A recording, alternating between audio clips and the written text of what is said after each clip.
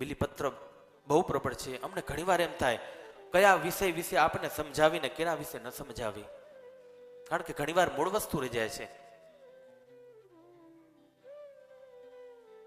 ત્રિદલમ ત્રિગુણાકારમ ત્રિનેત્રમ ચ ત્રયાયુધમ ત્રિજન્મ પાપ સંહારમ એક બિલ્વમ શિવાર્પણમ.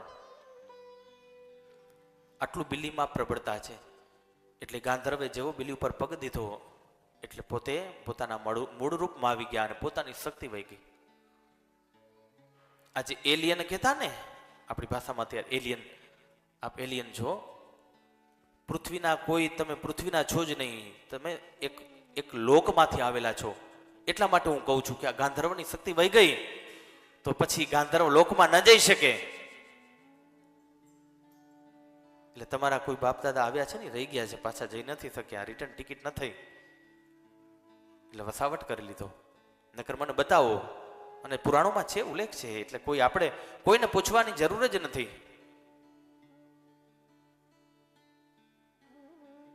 એટલે ગાંધર્વ ભગવાન મહાદેવને પ્રાર્થના કરે છે, અતિ રુદન કરે છે, કારણ કે આપણે આવ્યા છીએ ને પાછા ન જઈ શકી એટલે બહુ દુઃખ થાય. એટલે ગાંધર્વ અતિ આક્રાંતથી, અતિ રુદનથી એક સ્તોત્રની રચના કરે છે, જે સ્તોત્રનું નામ શિવ મહિમ્ન પડી ગયું. આપ ઘણાએ સાંભળ્યું હશે, મહિમ્ન પારંતે પરમ વિદુષો યજ્ઞ સદૃશિ. એ ભગવાન એની વેદના છે. એનું નામ પુષ્પદંત. એ જે ગાંધર્વ હતા ને એમનું નામ પુષ્પદંત. અને ભગવાનને પ્રાર્થના કરી કે ભગવાન, આ અદોષથી, અપરાધથી મારાથી આ ભૂલ થઈ છે,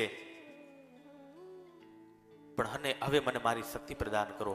એની જે વેદના છે એનું સ્તોત્ર બની ગયું.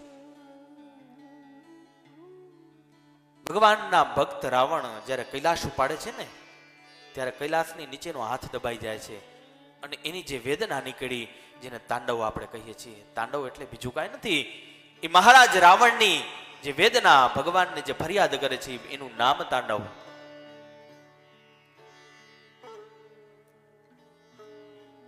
તો આવી રીતના પુષ્પદંત દ્વારા ભગવાનની સ્તુતિ થઈને ભગવાન એની શક્તિ પ્રદાન કરી છે.